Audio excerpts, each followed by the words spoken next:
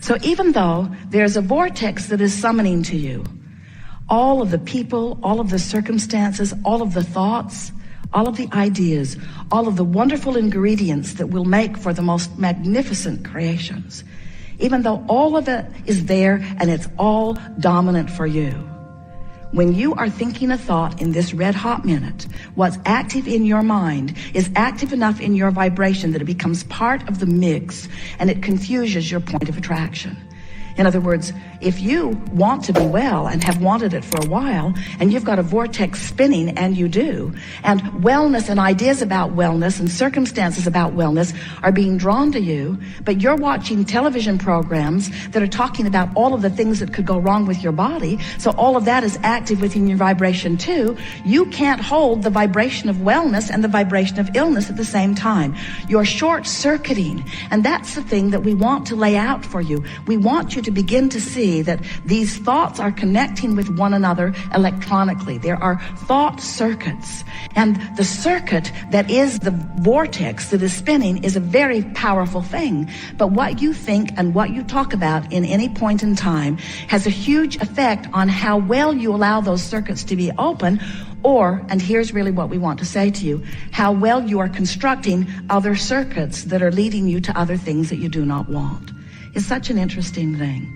So you watch a little bit of television and something, maybe it's a movie or an advertisement, but it's something that captivates your interest for a little bit of time. And as you focus there and think about it, you begin offering a vibration about it. It's not a strong vibration, but it is a vibration. It is a vibrational pattern. And law of attraction, we're not kidding you even a little bit, reaches out and connects that vibration with another. And then reaches out and connects that vibration with another. You are literally making thought pathways. You are literally constructing. Now, the thing that most of our physical friends are not aware of is how rapidly the construction of the thought ways translates into the manifestational construction. Have you ever been thinking about someone and the phone rings and there they are? That's evidence that there was a strong pattern of thought construction that was going on. Have you ever been driving down the freeway and had an impulse to do something, and when you did it, you saw immediate reason for having done it? That's that thought construction coming into manifestation immediately. We want to bring your attention to the swiftness of the syncing up of these thoughts. We want you to realize we don't want you to be afraid of your thoughts. We want you to be aware when you leave this room of the construction of thought ways that you are about. And we want to ease your awareness of these construction of thought ways by saying to you, you don't have to go about it the hard way. You don't have to figure all the thoughts out. You don't have to sort them into piles. And it never works when you say, that's a pile I'm not going to think about, because you're thinking about that pile while you've decided you're not going to think about it. We want to show you that the shortcut to it is this.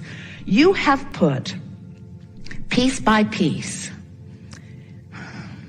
thoughts, thought patterns, thought constructions into your vortex of creation. Do you know what your vortex is? Your vortex is the vibrational holding place for the best of all that you've synthesized through life. It's where the I know what I do want part of the equation goes when you know what you don't want. In other words, every time you sift and sort, there is a thought way that is carved out for you. It's what the evolution of all species is about.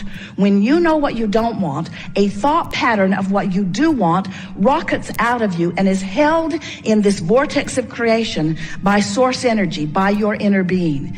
It is there for future generations. It's there for you to experience the benefit of in the moment that you become a vibrational pattern, a vibrational match to it. So here you are moving through your physical days, and the question that we want to bring to your attention is, how often are you deliberately lining up with the thought patterns of your vortex? And the answer to that question is not all that often, and the reason for that is because you're stuck in the closet with Jerry and Esther trying to sort more out than you physically human can sort out. In other words, there's just too much to consider. There's too much input coming at you. Stay with us a little bit. You're going to like how this comes round. We're just doing the best sales job we've ever done on convincing you that there is an easier way to approach your life than the way you've been going about it. So let's recap just for a moment. So you're sifting through life. You intended to do that. You're launching rockets of desire. You're doing that mostly unconsciously. Those rockets of desire are being held for you in a vortex by the source within you. And your future will be benefited by this vibrational evolution that you have been about. As you stand in your day-to-day life experience, there is much for you to think about. And sometimes you think thoughts that are a vibrational match to what's in your vortex. But sometimes you think thoughts that are not a vibrational match to your vortex. When you think thoughts that are a vibrational match to your vortex, the emotional feedback that you get is one of harmony. It feels like positive emotion, feels like energy, feels like enthusiasm, feels like passion, feels like appreciation, feels like interest, feels like a good idea to you. But when you think thoughts that are vibrationally off from that, then you feel the discord in the form of negative emotion. So your emotions are your indicator about what you're doing with these thought paths. Are you getting the sense that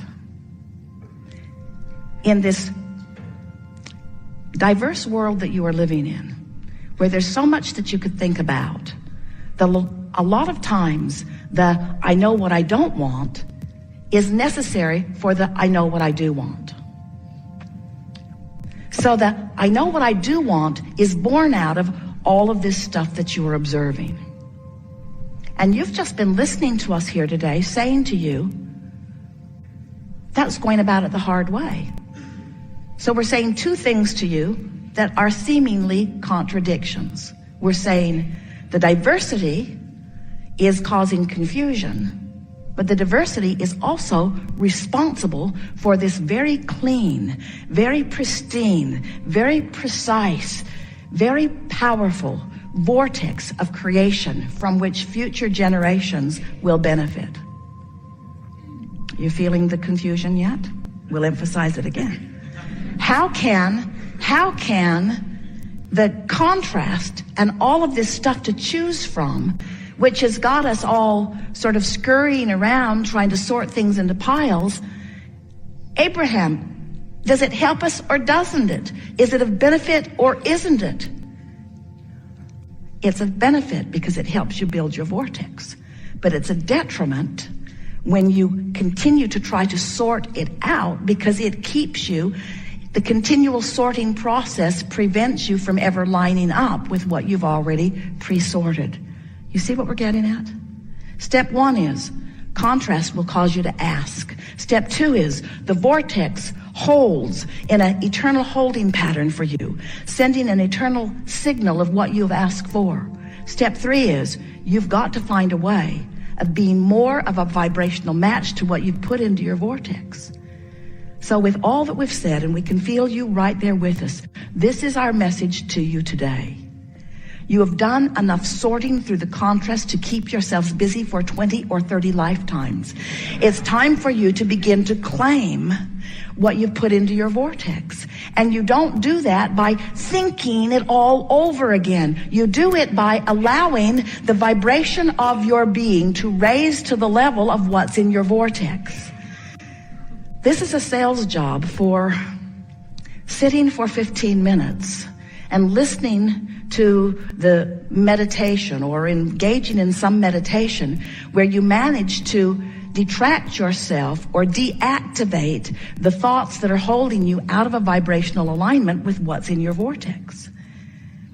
So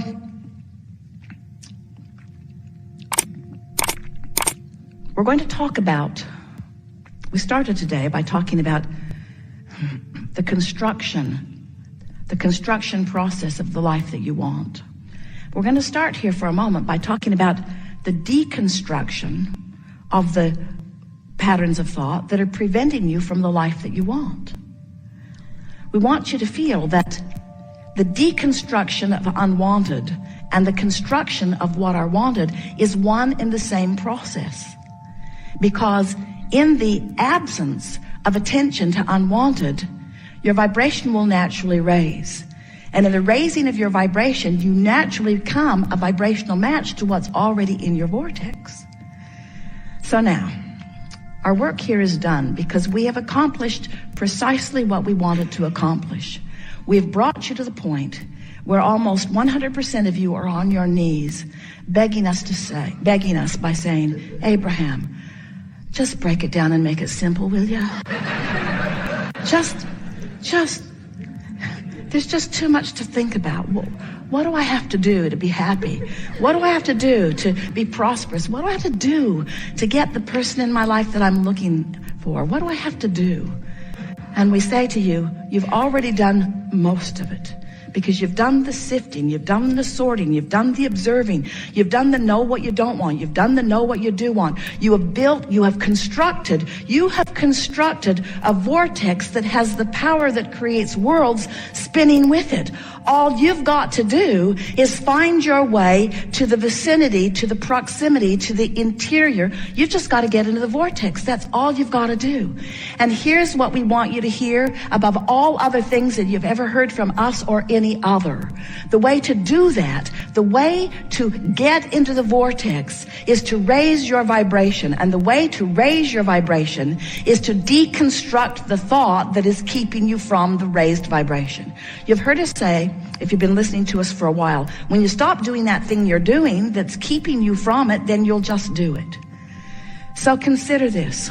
What if you were to find some relatively hard to find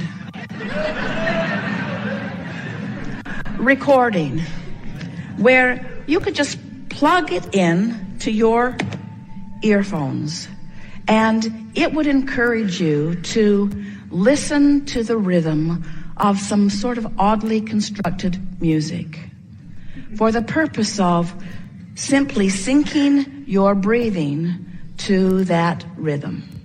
That's it.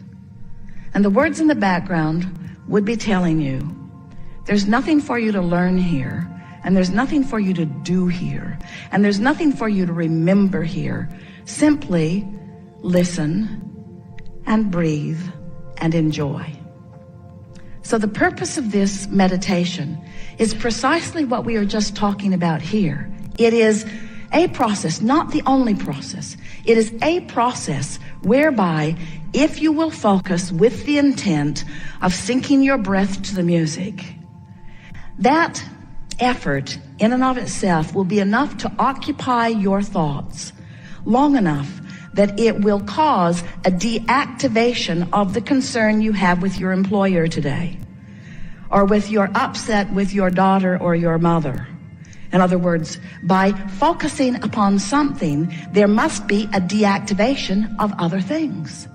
So as you begin to focus on rhythm, on breathing, as you begin to focus upon your here and now, as you claim, as you carve out of your busy day, as you drag yourself out of Jerry and Esther's room that is full of everything that they've gathered for decades, if you drag yourself out of there just for a moment and listen to this music, it is our promise to you that a raising of your vibration will occur. Now what happens is, your vortex. Do you believe in this vortex? Do you know there's a vortex? Do you know that it exists? Do you understand that you are source energy? Do you know that there's a larger part of you that is source energy? Do you know that the dominant vibration, that is you, with very slight attention to something different than what you're used to doing, will cause you to allow a raising of your vibration?